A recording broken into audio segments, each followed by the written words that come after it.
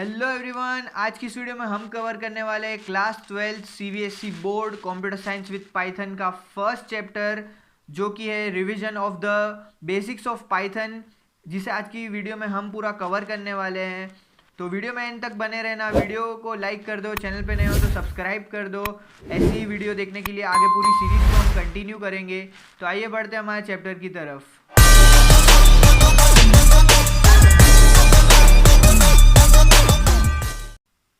तो जैसे कि आप देख सकते हैं, हम हमारी स्क्रीन पे आ चुके हैं। तो ये न्यू सिलेबस के ऊपर बेस्ड होने वाला है सारा कुछ, और देख सकते हैं कंप्यूटर साइंस, और ये class 12 as per CBSE board का पूरा है। और फर्स्ट चैप्टर आज हम पढ़ने वाले हैं, revision of the basics of Python.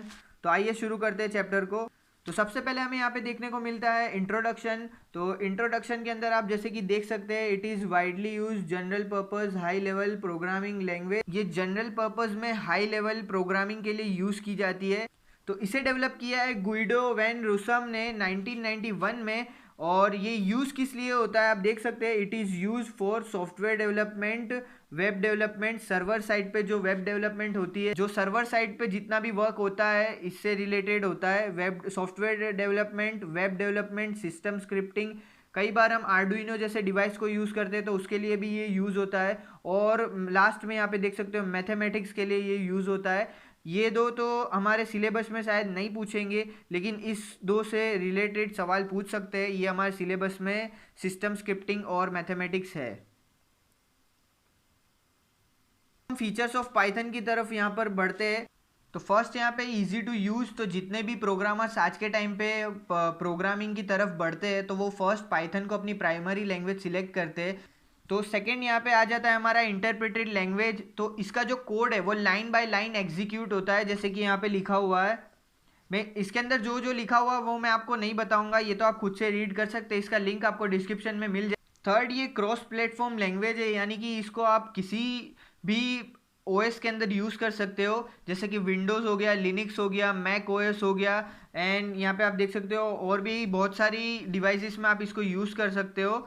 उसके बाद ये एक एक्सप्रेसिव लैंग्वेज है, less code to be written as itself express the purpose of code. यानी इसमें हमें बहुत ज़्यादा नहीं लिखना पड़ता है। जैसे कि आप अगर आपने जावा देखी होगी तो उसके अंदर बहुत कुछ हमें लिखने के बाद थोड़ा सा कोड एग्जीक्यूट होता है, लेकिन इसके अंदर आप थोड़ा सा भी लिखोगे तो आपका कोड ज़्यादा एग्जीक्यूट होगा। तो फिफ्थ यहाँ पे हमारे पास आ जाता है कंप्लीटनेस। कंप्लीटनेस यहाँ पे आप देख सकते हो support wide range of library. इसके अंदर काफ़ी बड़ी लाइब्रेरी होती है, बहुत सारे अलग अलग लाइब्रेरीज है, जैसे पांडास, नम ओएस। इसके अंदर भी आप खुद की भी फंक्शंस क्रिएट कर सकते हो, जो हम आगे देखेंगे। तो सिक्स्थ आप यहाँ पे देख सकते हो free and open source. Python एकदम फ्री टू यूज है, एंड सेकेंडली ओपन सोर्स है, यानी कि इसके कोड में आप चेंजेस कर सकते हो। इसके सोर्स कोड को आप मॉडिफाई भी कर सकते हो इम्प्रूवमेंट के लिए। इसके बाद आता है शॉर्ट कमिंग्स ऑफ पाइथन, यानी इसके अंदर क्या डिसएडवांटेजेस आप कह सकते हो एक तरीके से। तो लेसर लाइब्रेरीज यहाँ पे आप देख सकते हो। अभी आप बोलोगे यार इसके अंदर ये जो था, इसके support wide range of library complete. Fifth यहाँ पे जो इसका फीचर था, इसके अंदर आप यहाँ पे देख सकते हो support wide range of library. और जैसे ही हम यहाँ पे शॉर्ट कमिंग्स में आते हैं तो यहाँ पे लेसर लाइब्रेरी, तो ये कंपेयर कर रहा है। तो यहाँ पे जो सी प्लस प्लस और जावा है उसके साथ ये कंपेयर कर रहा है। के कंपेयर में यहाँ पे लाइब्रेरीज कम है, लेकिन पाइथन में है वैसे बहुत सारी लाइब्रेरीज। फिर आप देख सकते हो slow language, it is interpreted language, it execute the program slowly. तो ये लाइन बाय एग्जीक्यूट करता है, लाइन वाइज एग्जीक्यूट करता है, इसके लिए इसे स्लो कहा जाता है। और थर्ड यहाँ पे आ जाता है वीक ऑन टाइप बाइंडिंग। ये टाइप बाइंडिंग का जो पॉइंट है ये अभी हमारे कुछ काम का नहीं है, इसे हम आगे देखेंगे। अब हमारे पास आता है how to work in Python. तो पाइथन में वर्क करने के दो तरीके। सबसे पहला यहाँ पे इंटरएक्टिव मोड होता है। अगर आपने पाइथन आइडियली यूज़ किया होगा तो वहाँ पर आप देख सकते हो, आप एक लाइन होता है जो हमारे पास टर्मिनल होता है, उसके अंदर एक लाइन में आप कोड लिख के एंटर करते हो तो वो कोड एग्जीक्यूट हो जाता है। तो उसे बस इंटरएक्टिव मोड कहते हैं। अब नेक्स्ट हमारे पास यहाँ पे आ जाता है। तो यहाँ पे आप कुछ एग्जांपल्स यहाँ पे देख सकते हो। आप इसको प्रॉम्प्ट में अगर लिखोगे, जैसे कि मैंने कहा प्रॉम्प्ट हमारे पास होता है पाइथन आइडियली, अगर आपने यूज़ किया होगा तो उसके अंदर आता है प्रॉम्प्ट। तो उसके अंदर आप इस चीज़ को ट्राई करके देख सकते हो। तो वो इंटरएक्टिव मोड होता है। अब हमारे पास यहाँ पे सेकेंड मोड आता है, वो है स्क्रिप्टिंग मोड। तो स्क्रिप्टिंग मोड बेसिकली अब हम यूज़ करते हैं। इंटरेक्टिव मोड तो बहुत जो बेसिक लोग होते हैं जो अभी अभी अभी उन्होंने लैंग्वेज देखी है वो यूज़ करते हैं, बाकी तो हम स्क्रिप्ट मोड ही ज़्यादातर यूज़ करते हैं। तो इसमें हम बेसिकली फाइल क्रिएट करते हैं, उसके बाद पूरा कोड लिखते हैं और उसके बाद उसको एग्जीक्यूट करते हैं। तो अब यहाँ पे आता है डाटा हैंडलिंग। तो डेटा हैंडलिंग के अंदर बहुत सारे हमारे पास आते हैं। तो यहाँ पे हमारे पास बहुत सारे डेटा टाइप होते हैं पाइथन के अंदर। फर्स्ट होता है नंबर, सेकंड होता है स्ट्रिंग, थर्ड होता है Boolean, list, tuple, set, dictionary. अब हमारे पास यहाँ पर आता है नंबर्स इन पाइथन। जैसे कि अभी मैंने आपको बताया कि डेटा टाइप्स होते हैं, इसको हम डीपली पढ़ेंगे। तो नंबर आ चुका है हमारे पास। तो number it is use to store numeric values. उसके बाद हमारे पास न्यूमरिक वैल्यूज़ में हम क्या क्या स्टोर कर सकते हैं, हम इंटीजर स्टोर कर सकते हैं जैसे कि 1 2 3। उसके बाद हम क्या स्टोर कर सकते हैं, फ्लोटिंग नंबर। फ्लोटिंग नंबर यानी 5.1 2.4 हम कुछ भी ऐसा स्टोर कर सकते हैं। उसके बाद कॉम्प्लेक्स नंबर भी हम इसके अंदर स्टोर कर सकते हैं।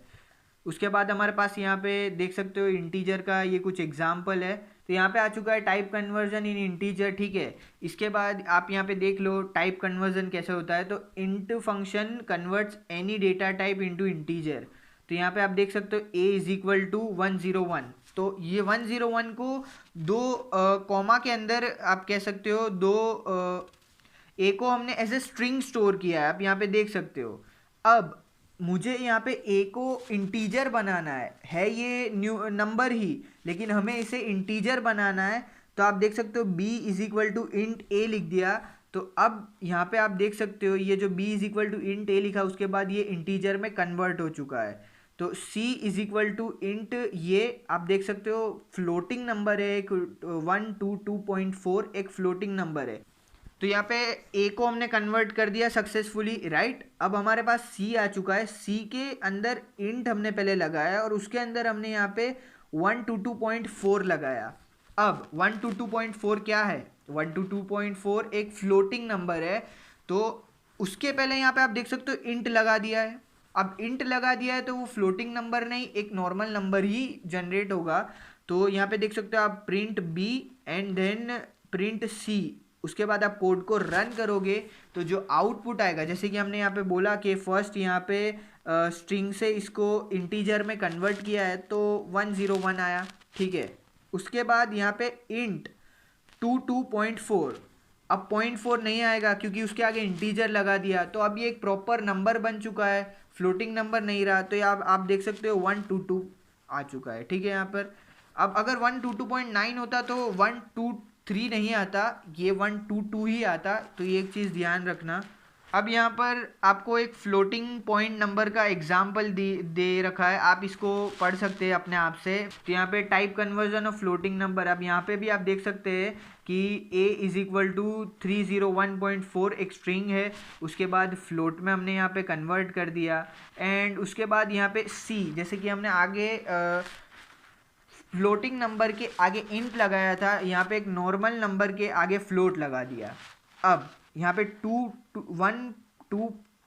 1 to 1 है, तो अब 1 to 1 को ये फ्लोट में कन्वर्ट कर देगा। तो प्रिंट बी प्रिंट सी और जैसे ही रन कोड करेंगे तो उसका आउटपुट आएगा 301.4, जैसे कि हमने इसको यहाँ से स्ट्रिंग से फ्लोट में कन्वर्ट किया था।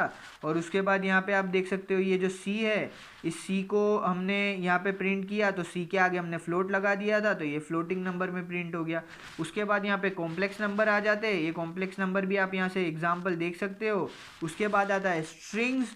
स्ट्रिंग्स एक मेन टॉपिक है। अब यहाँ पे स्ट्रिंग आप देख सकते हो कंप्यूटर साइंस हमने लिख दिया है। उसके बाद प्रिंट स्ट्रिंग्स हाइफन, स्ट्रिंग के बाद जो माइनस लगा हुआ है उसे माइनस नहीं हाइफन कहते हैं कंप्यूटर की लैंग्वेज में, कॉमा स्ट्रिंग। अब यहाँ पे आप देख सकते हो प्रिंट स्ट्रिंग 0 हाइफन स्ट्रिंग 0, ठीक है। Print string 1/3 hyphen string 1/3। अब यहाँ पे आप देख सकते हो यहाँ पे अलग अलग चीज़ें प्रिंट करवा के रखी है, इसको हम थोड़ा डीप में स्टडी कर सकते हैं। तो यहाँ पे हम देख लेते हैं इसका भी एक एग्जांपल। इसके एग्जांपल में काफ़ी ज़्यादा चीज़ें दे रखी है, तो हम इसको एक बार पढ़ लेते हैं। ये थोड़ा इंपॉर्टेंट है और ये आपको बहुत काम लगेगा एग्ज़ाम के अंदर। तो एग्ज़ाम के पॉइंट ऑफ व्यू से ये इंपॉर्टेंट है, तो इसको एक बार इसका एग्जाम्पल देख लेते हैं। तो सबसे पहले आप देख सकते हैं प्रिंट str हाइफन, यहाँ पे हाइफन लगाया है, उसे माइनस नहीं कहते, हाइफन कहते हैं कंप्यूटर की लैंग्वेज में। तो प्रिंट str हाइफन उसके बाद str, ठीक है। तो अब यहाँ से हम डायरेक्ट आउटपुट पहले देखते जाएंगे, क्योंकि इन सब में आउटपुट कनेक्टेड नहीं है, सबके डिफरेंट डिफरेंट ही है। तो जब हम ये प्रिंट करेंगे तो उसके बाद देख सकते हो str हाइफन आ चुका है, जो यहाँ पे हमने लिया था, ठीक है। उसके बाद स्ट्रिंग हमने प्रिंट करवाई थी, जो ये हमने स्टोर करके रखा था str को, तो वो हमने प्रिंट करवा दी। तो str और ये पूरा एक चीज़ में प्रिंट हो गया। अब यहाँ पे सेकेंड आप देख सकते हैं str0, तो ये जो फर्स्ट लाइन है ना, या ये जो इतनी फर्स्ट लाइन, ये तो यूज़र ने डायरेक्ट ही प्रिंट करवाई है। जो मेन चीज़ है वो ये है, यहाँ पे आप देख सकते हो, ये हमने ऐसे ही प्रिंट करवाई है दिखाने के लिए, यहाँ पे पढ़ने के लिए। आप देख सकते हो यहाँ से पूरी की पूरी चीज़ है डायरेक्ट ही, ये एक स्ट्रिंग ही है, हमने डायरेक्ट प्रिंट स्टेटमेंट के अंडर इसको प्रिंट करवाई है। तो आप देख सकते हो सबसे पहले str0 हम यहाँ पे प्रिंट करवाने वाले हैं। तो str0 क्या होता है, तो मैं आपको बता दूं, अगर यहाँ पे कंप्यूटर साइंस लिखा हुआ है ना, तो इसके अंदर क्या है, बेसिकली सी से चालू हो रहा है और ई पे ख़त्म हो रहा है। आप देख सकते हो यहाँ पे सी पे चालू हो रहा है, ई पे ख़त्म हो रहा है, ठीक है। तो अब सी जो है वो वन से हम ऐसे, अगर हम नॉर्मली गिनेंगे तो हम उस सी को वन गिनेंगे, लेकिन सी वन नहीं है कंप्यूटर में, यहाँ पे नंबरिंग ज़ीरो से चालू होती है। तो हम ज़ीरो से गिनेंगे तो सी ज़ीरो नंबर पे आता है, ठीक है। तो str फिर जो स्क्वायर ब्रैकेट है उसके अंदर हमने ज़ीरो लिखा है, प्रिंट फर्स्ट कैरेक्टर, ठीक है। तो यहाँ पर आप देख सकते हो सी प्रिंट हो चुका है। अब यहाँ पे 1:3 क्या है, तो 1 और रेस टू के बाद जो नंबर है उसके बीच में नंबर प्रिंट होने वाले हैं, ठीक है।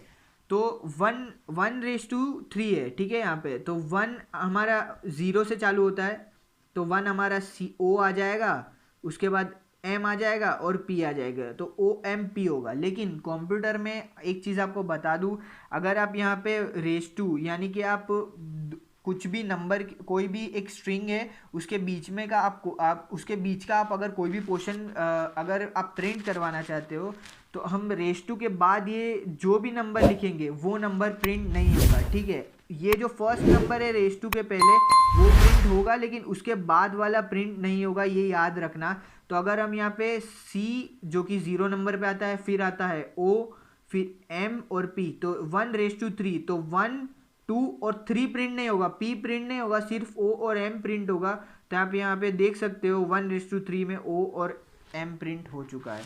तो उसके बाद हम रेस टू 3 के बाद की सारी चीज़ें प्रिंट करवा के देखेंगे। प्रिंट str3:2, उसके बाद हमने कुछ नहीं लिखा, तो 3 के बाद जितनी भी सारी चीज़ें वो प्रिंट हो जाएगी। तो यहाँ पे आप देख सकते हो str फिर स्क्वायर ब्रैकेट्स और उसके अंदर 3:2, उसके बाद हमने कुछ नहीं लिखा, तो वो 3 के बाद सारी चीज़ें यहाँ पे आप देख सकते हो ये यहाँ पे प्रिंट हो चुकी है, ठीक है। अब यहाँ पे हम प्रिंट करवाएंगे str×2। अब str×2 कैसे करेंगे, जो कि स्ट्रिंग है, अगर नंबर होता तो ×2 कर सकते थे हम, लेकिन हम इसके अंदर करके आपको दिखाते हैं। अगर आप str×2 करते हो तो यहाँ पे वो डिटेक्ट करता है कि वो स्ट्रिंग है और उसको आपको 2 टाइम प्रिंट करवाना है। तो जैसे कि आप देख सकते हो str×2 का आउटपुट कैसा है, कंप्यूटर साइंस, उसके बाद अटैच में ही होगा ये चीज़ कंप्यूटर साइंस। तो अगर आप यहाँ पे ब्रैकेट यहाँ पे साइंस के बाद अगर आप यहाँ पे देख सकते हो, एक सेकेंड, तो आप यहाँ पे साइन ई के बाद अगर स्पेस छोड़ते तो यहाँ पर ऑटोमेटिक स्पेस आ जाता, वरना ई के बाद स्पेस नहीं है तो वो डायरेक्ट ही ×2 में प्रिंट करेगा। उसके बाद str+yes, तो str+yes कुछ नहीं है, कॉन्केटिनेटेड एक स्ट्रिंग है। तो यहाँ पे इसका नाम थोड़ा डिफ़िकल्ट है, यहाँ पे एक बार आपको दिखाता हूँ इसका आउटपुट क्या है। str+yes, तो उसका आउटपुट है कंप्यूटर साइंस येस।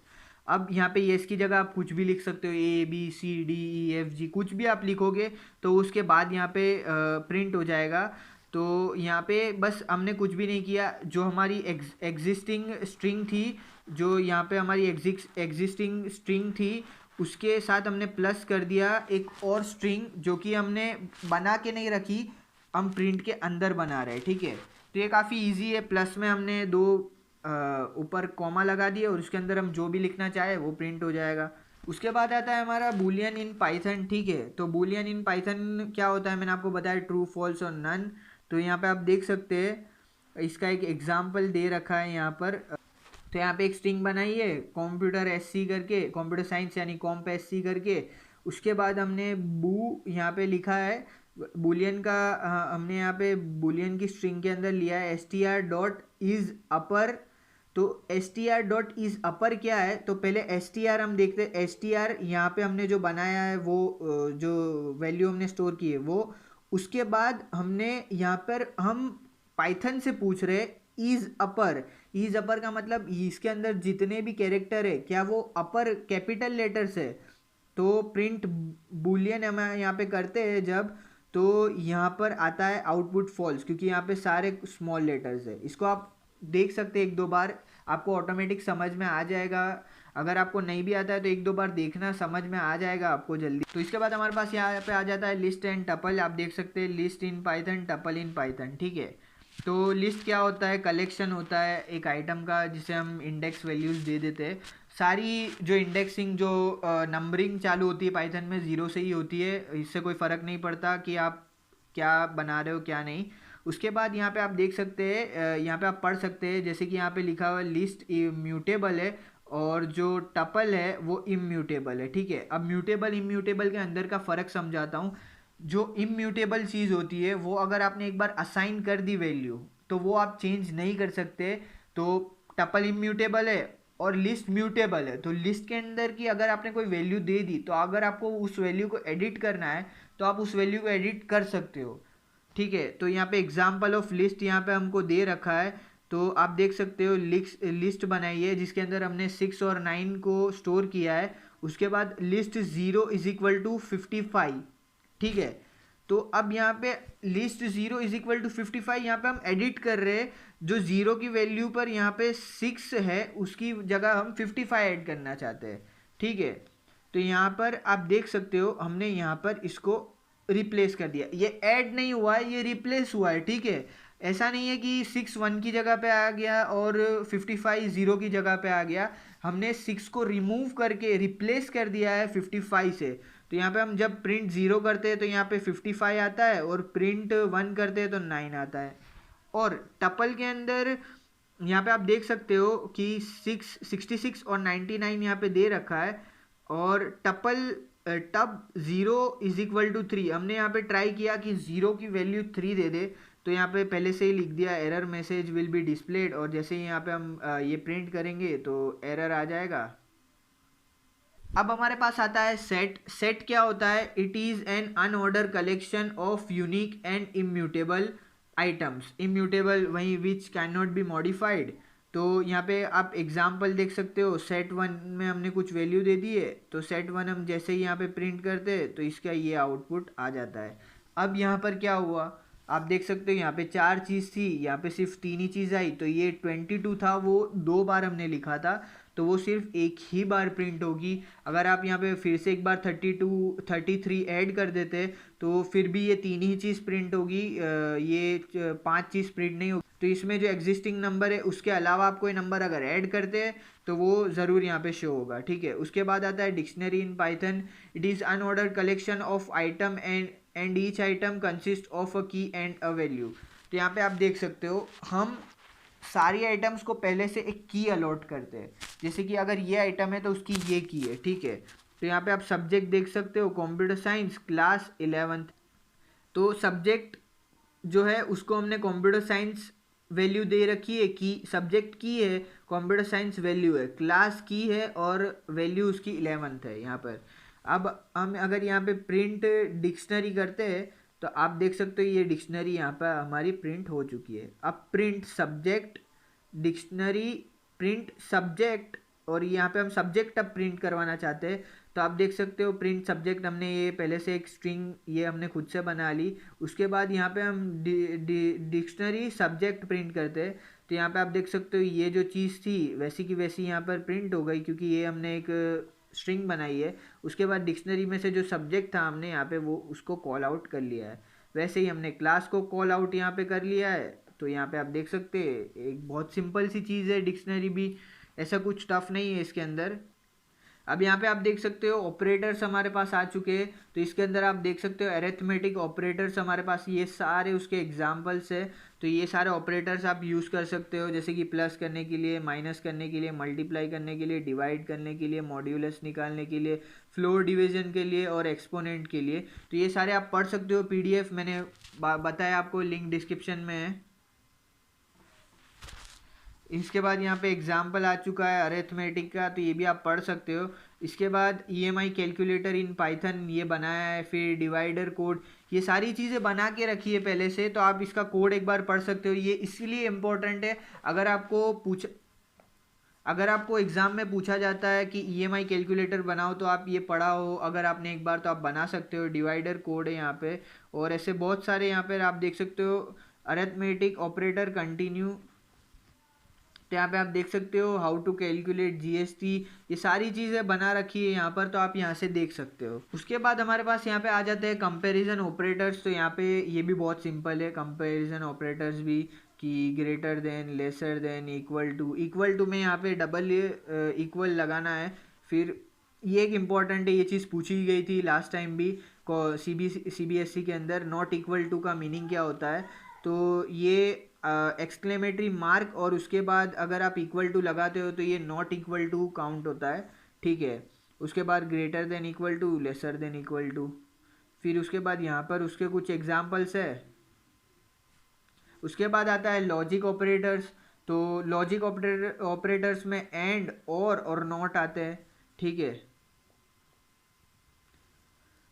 उसके बाद आते हैं बिटवाइज ऑपरेटर, जिसके अंदर एंड, उसके बाद और यहाँ पे नॉट और XOR और राइट शिफ्ट और लेफ्ट शिफ्ट, ये सब यूज़ अभी ज़्यादातर नहीं होते हैं 12th के अंदर, तो इसे आप स्किप कर सकते हो। हाँ, एंड यूज़ होता है। उसके बाद यहाँ पे मेंबरशिप ऑपरेटर्स हमारे आ जाते हैं, जो कि इन और नॉट इन। उसके बाद आइडेंटिटी ऑपरेटर्स आ जाते हैं, इज और नॉट इज, जिसकी मदद से हम आइडेंटिटी देते हैं। अब यहाँ पे हमारे पास आ जाता है डिसीजन मेकिंग स्टेटमेंट। तो इसमें बेसिकली कुछ नहीं है ज़्यादा, इफ़ स्टेटमेंट है जो कि हमें पता है, इफ़ एल्स है जो कि हम एलिफ लिखते हैं, और उसके बाद नेस्टेड इफ़ एल्स स्टेटमेंट है।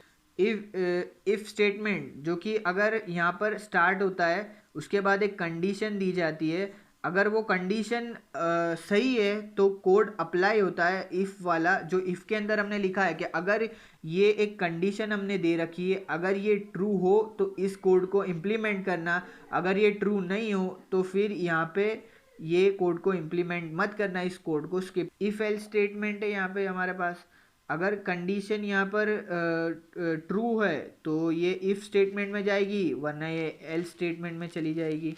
तो इसका यहाँ पर कुछ एग्जाम्पल दे रखा है, ठीक है। तो ये इफ़ है और ये एल्स है, ठीक है। अब नेस्टेड इफ़ एल्स स्टेटमेंट हमको यहाँ पे दे रखा होता है, तो यहाँ पे एंट्री होती है, यहाँ पे एक कंडीशन है, अगर फॉल्स है तो यहाँ, अगर ट्रू है तो यहाँ। अगर ट्रू है तो उसके अंदर हमारे पास यहाँ पर 2 और कंडीशन है, ठीक है। तो ये ऐसा नेस्टेड इफ़ एल्स स्टेटमेंट रहता है। तो उसका भी हमारे पास यहाँ पर एक एग्जाम्पल दे रखा है कि इफ़ अगर ये है तो उसके अंदर यहाँ पर आप जा सकते हो, वरना यहाँ पर जा सकते हो, और अगर ये वाला इफ़, अगर ये कंडीशन ट्रू नहीं है तो डायरेक्ट आप इधर एल्स में आ सकते हो। तो इसके अंदर एक और चीज़ रह गई, एलिफ में आपको पता ही होगा, अगर हम एक से ज़्यादा इफ़ लेना चाहते हैं तो एलिफ में आ जाती है वो चीज़। हमारे पास इटरेशन स्टेटमेंट्स आ जाते हैं, यानी कि लूप्स आ जाते हैं। वाइल लूप होता है, फॉर लूप होता है, नेस्टेड फॉर लूप होता है हमारे पास। तो यहाँ पे वाइल लूप का एक एग्जांपल आप देख सकते हो, while x is smaller than equal to 4 print x is equal to x plus 1, यहाँ पे, ठीक है। तो अगर यहाँ पे आपने 1 रखा है, ठीक है, तो 1 यहाँ पे आया, 1 is smaller than equal to 4, तो प्रिंट x, उसके बाद x क्या है, x is equal to x plus 1, ठीक है। x प्रिंट हो गया यहाँ पर आके, उसके बाद ये x की वैल्यू चेंज कर देगा, x को x प्लस 1 कर देगा, तो ये वापस इधर जाएगा, ये ऊपर नहीं जाएगा। बहुत सारे लोगों को कन्फ्यूजन होती है कि x इज इक्वल टू 1 है तो ये बार बार 1 ही प्रिंट करेगा, लेकिन मैं आपको बता दूं, एक बार वाइल लूप में आप एंटर हो जाते हो, उसके बाद यहाँ से जो x हमको मिला है, x हमको 1 मिल गया, तो अब 1 x यहाँ पे प्रिंट होगा 1, उसके बाद यहाँ पे x की वैल्यू चेंज हो जाएगी और ये इधर जाएगा, ठीक है। तो अब वैल्यू चेंज हो गई, 2 हो गया x+1, तो 2 आ गया, 2 is smaller than equal to 4, तो वापस ये प्रिंट होगा। जब तक ये 4 तक नहीं आ जाएगा तब तक ये प्रिंट होगा। और यहाँ पे आप देख सकते हो कि 1 2 3 4 यहाँ पे प्रिंट हो चुका है। इसे यूज़ करते हैं कई बार प्रोग्राम बनाने में, जैसे 1 से 100 नंबर तक प्रिंट करना है तो आप ऐसे लिखोगे नहीं प्रिंट 1 प्रिंट 2, तो आपको यहाँ पे कुछ भी नहीं करना है। यहाँ पे बस 4 की जगह यहाँ पे आपको चेंज करके 100 लिख देना है, तो ये 100 तक प्रिंट करवा देगा आपको। उसके बाद आता है वाइल लूप विथ एल्स। यहाँ पे आप इसका एक एग्जांपल देख सकते हो वाइल लूप विथ एल्स का। यहाँ पे एक इंटरेस्टिंग आया चीज़, इनफाइनाइट वाइल लूप यहाँ पे आप देख सकते हो। तो ये inside x is equal to 5, तो x इक्वल टू 5 जब तक होगा तब इनसाइड लूप प्रिंट होगा, ठीक है। तो अब यहाँ पे देख सकते हो x 5 है और x की वैल्यू अब चेंज नहीं होगी क्योंकि इसके अंदर हमने ऐसा कुछ लिखा नहीं है, तो x की वैल्यू 5 रहेगी और प्रिंट इनसाइड लूप चलता रहेगा। तो ये एंडलेस तरीके से इनफाइनाइट टाइम चलता रहेगा और फिर हो सकता है आपका सिस्टम क्रैश हो जाए। उसके बाद हमारे पास आता है फोर लूप, ठीक है। फोर लूप के अंदर आप देख सकते हो यहाँ पे एग्जाम्पल दे रखा है, for i in range 3,5 print i. तो यहाँ पे आई की वैल्यू आ जाएगी 3 और 4। जैसे कि मैंने आपको बोला कि ये जो सेकेंड चीज़ है यहाँ पे 5 वो प्रिंट नहीं होगी। अगर आप यहाँ पे 3,6 लिखते हैं तो 3 4 और 5 प्रिंट होता है, ठीक है। तो ये वैल्यू स्टेटमेंट है, यहाँ पे आप देख सकते हो, इसको एक बार देख सकते हो, ये काम लगेगा आपको एग्जाम में। तो यहाँ पे आप फॉर लूप का एक और एग्जांपल देख सकते हो। इसके बाद यहाँ पे फॉर लूप विथ एल्स आ जाता है कि अगर for i in range 1,4 print i, ठीक है, एल्स उसके बाद अगर यहाँ पे नो ब्रेक, यहाँ पे प्रिंट नो ब्रेक, ठीक है। तो यहाँ पे अगर फॉर लूप हमारा जो वर्क नहीं करा, अगर ऐसी कुछ हमने आर्ग्यूमेंट दे दी जो वर्क नहीं करती है, तो काफ़ी जो बड़े कोड होते हैं, जो प्रोफेशनल कोड होते हैं, उनके अंदर यहाँ पे एल्स भी साथ में दे रखा होता है। तो उसके अंदर अगर कोई एरर है तो हम डायरेक्ट यहाँ पे एरर लिख सकते हैं कि ये जो कोड है वो एग्जीक्यूट नहीं कर रहा है, ठीक है। तो अभी तो ये कोड परफेक्ट है, तो एल्स स्टेटमेंट का यहाँ पे कोई यूज़ नहीं है। तो यहाँ से 1 से लेके 4 तक यहाँ पे आउटपुट आ चुका है। उसके बाद नेस्टेड फोर लूप आप यहाँ पे देख सकते हो, इसका भी एक एग्जांपल आप यहाँ पे देख सकते हो। For i in range 1:3, for j in range 1:11। अब k is equal to i into j यहाँ पे कर दिया है, प्रिंट k कॉमा एंड, और यहाँ पे आप देख सकते हो एक स्पेस दे रखी है, ठीक है। यहाँ पे एक स्पेस दे रखी है और प्रिंट हमने किया है। तो उसके बाद यहाँ पे आप देख सकते हो 1 से लेके 10 तक प्रिंट हुआ है, और उसके बाद 2 से लेके 2 4 6 8 और ऐसे लेके 20 तक यहाँ पे प्रिंट हुआ है। अब मैं आपको यहाँ पे इसको समझाता हूँ ये हुआ कैसे। फॉर आई इन रेंज 1,3 वो क्या, उसका आउटपुट आएगा 2, ठीक है। तो ये सिंपली हम इसको 2 भी लिख सकते हैं, ठीक है। अब फॉर जे इन रेंज 1,11, यानी कि ये यहाँ पे इसका 1 से लेके 10 तक यहाँ पे उसका आउटपुट आएगा, ठीक है। अब k is equal to i into j कर दिया, यानी 2 इंटू 1 से लेके 10 तक कर दिया। अब प्रिंट k और उसके बाद यहाँ पे कॉमा लगाया, उसके बाद एंड में हमने स्पेस दी है, ठीक है। तो इसका जो आउटपुट आने वाला है वो मैं आपको यहाँ पे दिखाता हूँ। तो उसका जो आउटपुट यहाँ पे आप देख सकते हो कितना आ चुका है। इसके अंदर एक और चीज़ है, हमें यहाँ पे प्रिंट जे करवाना था। ये जो है इसका प्रिंट जे यहाँ पे ये लोग कोड के अंदर लिखना भूल चुके हैं। और उसके बाद ये जो प्रिंट के और कॉमा एंड यहाँ पे ये जो स्पेस दे रखी है वो ये वाला है, ठीक है। अब यहाँ पे जंप स्टेटमेंट्स आ जाते हैं हमारे पास। तो ब्रेक, कंटिन्यू और पास, ब्रेक, कंटिन्यू और पास। ब्रेक मतलब यहाँ पे आप देख सकते हो, ब्रेक मतलब बीच में से ब्रेक कर देना, जो कि सिंपल है। उसका यहाँ पे आप एग्जांपल एक देख सकते हो, if val is equal to i, तो इस स्टेटमेंट को ब्रेक कर देना। आप देख सकते हो STR आया और उसके बाद जैसे ही आई आया तो इसको ब्रेक कर दिया और द एंड लिखा हुआ आ गया। उसके बाद हमारे पास यहाँ पे आते कंटिन्यू स्टेटमेंट, तो इसको हम स्किप के लिए यूज़ करते हैं। तो if val is equal to I continue print val print the end. तो यहाँ पे आप देख सकते हो n इसका आउटपुट है, t इसका आउटपुट है और द एंड है। अब मैं आपको इसको समझाता हूँ ये कैसे हुआ। तो जैसे ही पहला ही आई है इसके, तो इसके अंदर जो स्ट्रिंग है उसके अंदर पहला ही आई है, तो अगर ब्रेक होता तो यहीं ब्रेक हो जाता, लेकिन कंटिन्यू है तो कंटिन्यू ने कहा कि आई को छोड़ो और बाकी सबको जाने दो। तो यहाँ पे जैसे ही आई के बाद एन प्रिंट हो गया, उसके बाद फिर आई आया, तो कंटिन्यू स्टेटमेंट ने कहा कि आई को छोड़ो और उसके बाद वाला जाने दो। तो यहाँ पे टी प्रिंट हो गया, तो एन और टी यहाँ पे प्रिंट हो चुके हैं, और उसके बाद यहाँ पर द एंड प्रिंट हो गया, क्योंकि उसके बाद यहाँ पे जो स्ट्रिंग थी वही ख़त्म हो गई।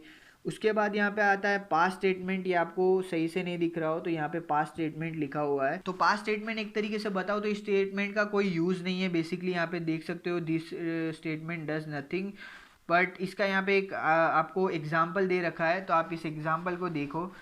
इफ़ यहाँ पे एक स्ट्रिंग बना दी है for i is equal to, for loop हमने क्रिएट कर दिया है। उसके बाद if i is equal to i, तो यहाँ पे आई ये वाला जो है फर्स्ट आई है वो लूप का आई है, और उसके बाद जो आई लगा वो स्ट्रिंग वैल्यू आई है, ठीक है। तो पास एल्स प्रिंट आई, तो यहाँ पे आप देख सकते हो जैसे ही आई आया तो एन प्रिंट हो गया, उसके बाद फिर से आया तो टी प्रिंट हुआ, उसके बाद फिर से आया तो ए प्रिंट हुआ, उसके बाद फिर से आया तो एल प्रिंट हो गया। तो फ्रेंड्स ऐसे ही हमारा चैप्टर 1 ख़त्म होता है पाइथन रिवीजन टूर। और आज की वीडियो में इतना ही, मिलते हैं फिर किसी और वीडियो में। तब तक के लिए वीडियो को लाइक कर दो, चैनल पे नए हो तो सब्सक्राइब कर दो, और नेक्स्ट वीडियो जल्द आने वाला है चैनल पे, तो स्टे ट्यून्ड।